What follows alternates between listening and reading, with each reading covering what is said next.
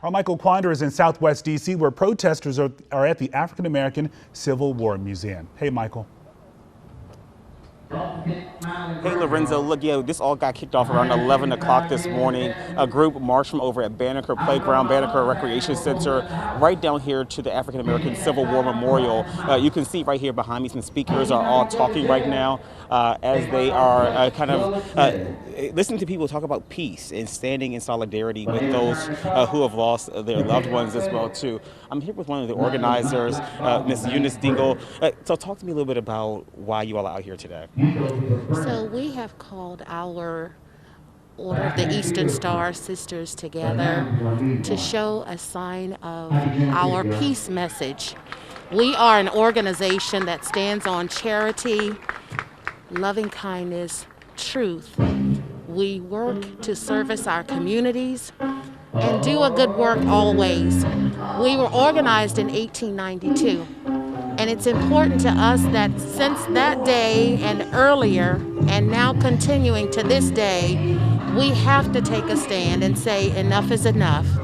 We support matters of peace and ask the sisters to join us today with our Masonic brothers so that we could have a show that we are in support of our neighbors. And I want to make sure I get it right. Who is all out here today, all the organizations? So we have the Eastern Stars, who are the sisters to the Masonic brothers. There are some Greek organizations out here. We have representatives from the Southern Christian Leadership Conference. We have members of the City Council here in the District of Columbia, and just a lot of family and friends who have gathered around now to say they stand in support of Juneteenth and the celebration. I know that in history, this is a day that African American people have celebrated for years, but it's getting a lot more attention this year because of everything that's going on right now. Why was it so important to have this demonstration on this day at this time? Because I think God has allowed a pandemic to have us seated long enough to see that what we have been saying down through the years really happens in our everyday lives. But to see it happen right on television, right before your very eyes, back from slavery to Emmett Till, to the message and era of Reverend Dr. Martin Luther King, to now George Floyd, and most recently Rayshard Brooks. Every day that we step out of our homes, we are in fear that we are being judged by the color of our skin and not the content of our character. And that's something that has been going on in this country for way too long. By the way, I love the face mask, by the way, too. looking great.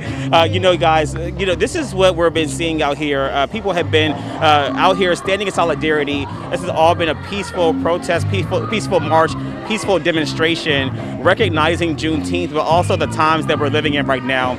You can see that a lot of the chairs out here are separated like at least 6 feet apart.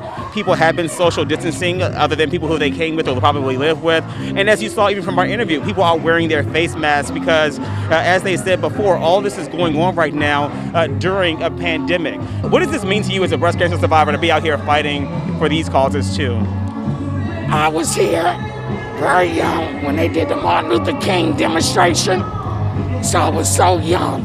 Now that I've come through the breast cancer and able to witness what is going on now, it means hopefully that Congress and our president can see what we've been going through all these years. Right, I love that. Again, everybody out here for their own different reasons, you guys. We're going to continue to stay out here and bring you all the very latest. But for now, I'm reporting in downtown D.C., in Northwest D.C. actually. Michael Quander, back to you.